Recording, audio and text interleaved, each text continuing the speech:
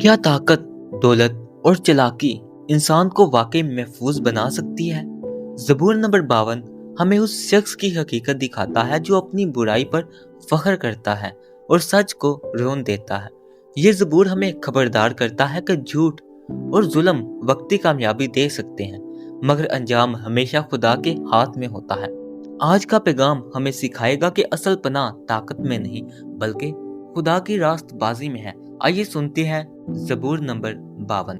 اے زبردست، تو شرارت پر کیوں فخر کرتا ہے؟ خدا کی شفقت دائمی ہے، تیری زبان محض شرارت ایجاد کرتی ہے۔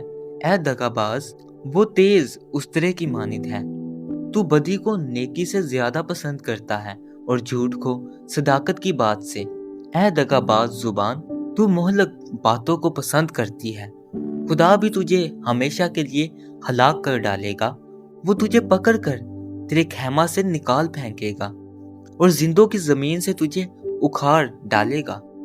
صادق بھی اس بات کو دیکھ کر ڈر جائیں گے اور اس پر ہنسیں گے کہ دیکھو یہ وہی آدمی ہے جس نے خدا کو اپنی پناہ گاہ نہ بنایا بلکہ اپنے مال کی فراوانی پر بھروسہ کیا اور شرارت میں پکا ہو گیا۔ لیکن میں تو خدا کے گھر میں زیتون کے ہرے درخت کی مانند ہوں۔ میرا توکل عبدالآباد خدا کی شفقت پر ہے۔ میں ہمیشہ تیری شکر گزاری کرتا رہوں گا کیونکہ تو ہی نے یہ کیا ہے، اور مجھے تیرے ہی نام کی آس ہوگی کیونکہ وہ تیرے مقدسوں کے نزدیک خوب ہے۔ آمین۔